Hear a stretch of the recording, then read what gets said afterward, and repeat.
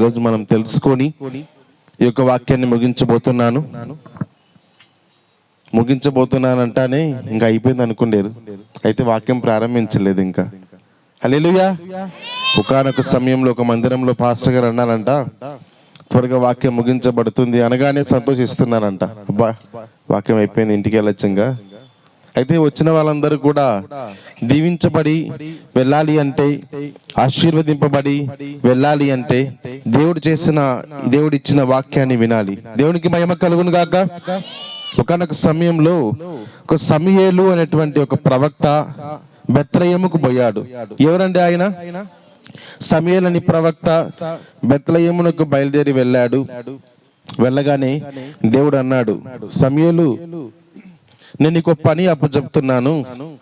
నీవు వెళ్ళి రాబోయేటువంటి రోజుల్లో ఒక వ్యక్తి రాజు అవ్వాలి కాబట్టి ఒక ఇంటికి వెళ్ళి ఆ వ్యక్తికి కుమారులు ఉన్నారు, ఆ కుమారులకు నువ్వు వెళ్ళి అభిషేకం చెయ్యి, నూనె వేసి నువ్వు అభిషేకం చెయ్యి అంటే సరే ప్రభు అన్నాడు.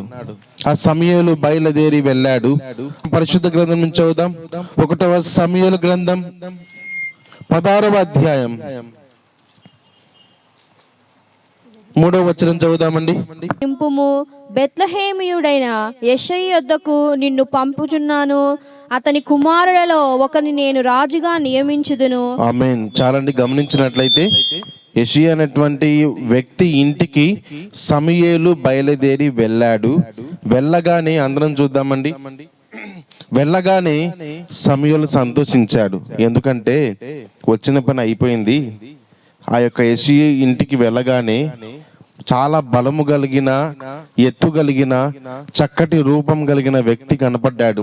ప్రభువా, ఈ విధంగానే అనుకుని ఉంటాడు, ప్రభువా నువ్వు నాకేం చెప్పావు? యెషయి ఇంటికి వెళ్ళి తన కుమారుణ్ణి నూనె పోసి అభిషేకించమన్నావు కదా. నేను వెళ్ళగానే చాలా ఎత్తు కలిగినటువంటి వ్యక్తి, చాలా బలం కలిగిన వ్యక్తి, చాలా చక్కటి రూపం కలిగిన వ్యక్తి నాకు కనబడ్డాడు. ఇంకా నూనెను వేసి నేను అభిషేకిస్తాను అని చెప్పగానే అనుకుంటూ ఉండగా దేవుడు అన్నాడు, నేను పై రూపాన్ని చూసేటువంటి వ్యక్తిని కాదు, నేను అంతరంగాన్ని ప్రేమించే వ్యక్తిని. దేవునికి మహిమ కలుగును గాక. ఇక్కడ ఉన్న వారందరూ గమనించినట్లయితే మన పరిస్థితి ఏదైనా అయి ఉండొచ్చు. అయితే దేవుడు మన పరిస్థితిని చూసే దేవుడు కాదు, మన అంతరంగాన్ని చూసే దేవుడు. మన అంతరంగములో బాధపడుతున్న బాధను చూసే దేవుడు, మనం కలిగి ఉన్న దీనస్థితిని చూసే దేవుడు, మనం పడుతున్న ప్రతి పాటను చూసి మన మార్గమును ఏర్పరిచి మన జీవితాలను బాగు చేసే దేవుడు.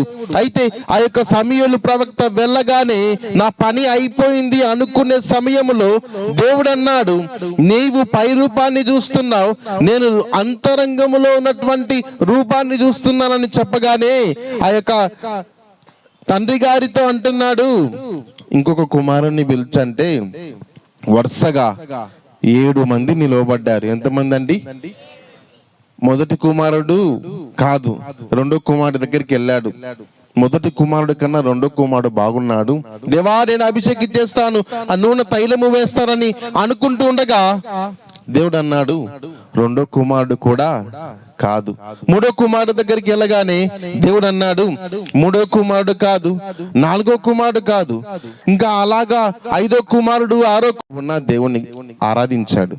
దేవా నీకే స్తోత్రం, దేవా మీకే వందనం, దేవా మీకే స్తోత్రం అంటూ తనకున్నటువంటి పాటలు పాడుతూ దేవుని ఆరాధిస్తూ ఉన్నప్పుడు ఆ యొక్క ఆరాధించే వ్యక్తిని, స్తుతించే వ్యక్తిని దేవుడు చూసి, అయ్యా నువ్వు నన్ను ఆరాధిస్తున్నావు అనగా, నన్ను పూజిస్తున్నావు అనగా, నన్ను ప్రేమిస్తున్నావు కాబట్టి నీవు ఉండవలసినది చెట్టు కింద కాదు, నీవు ఉండవలసినది సింహాసనము మీద అని దేవుడు ఆ ఆరాధించే వ్యక్తిని ఎన్నుకొని చెట్టు కింద నిన్ను కూర్చుండబెట్టాలని నా ఉద్దేశం కాదు.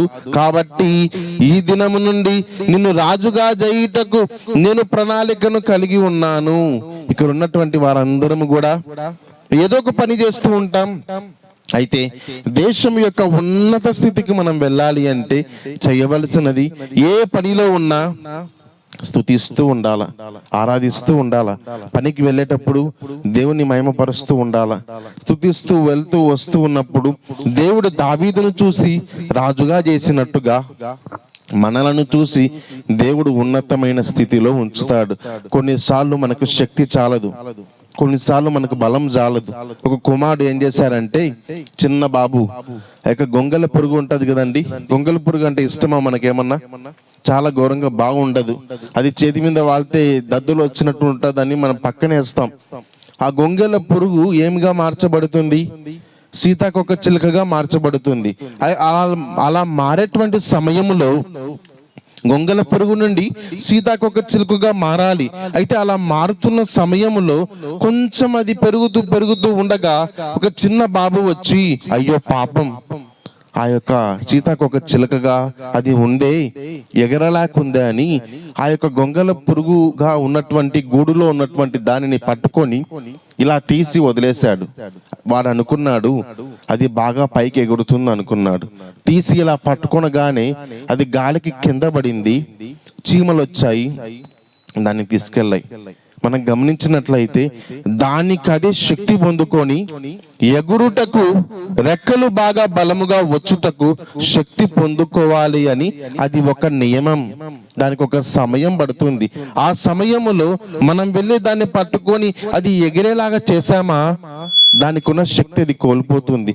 మన జీవితంలో మనం వెళ్ళేటప్పుడు కొన్నిసార్లు బలము లేనప్పుడు మనం దేవుని బలాన్ని ఆశ్రయించినప్పుడు ఆ యొక్క సమయంలో, ప్రతి సమయంలో దేవుడు తోడుగా ఉంటాడు.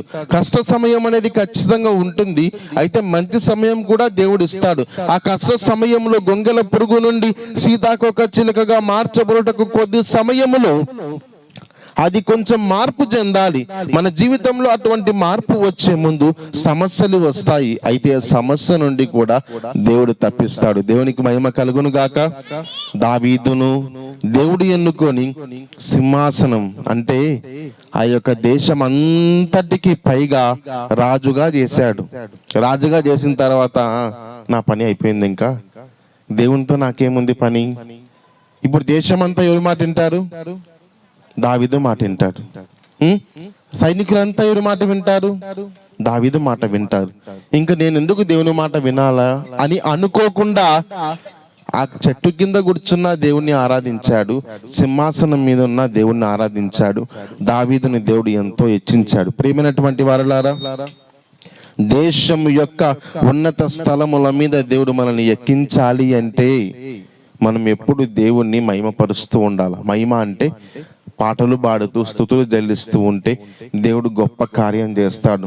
ఇక్కడ ఉన్నటువంటి మనందరము కూడా ఇక్కడికి వచ్చి మొట్టమొదటిగా ఏం చేశాం? ప్రార్థన తర్వాత పాటలు పాడాం, అంటే స్తుతులు చెల్లించాం. ఆ దినాన దావీదు ఏ విధంగా ఆరాధించాడు, మనము కూడా కొద్ది మందిగా చేరి ఆరాధన చేశాం.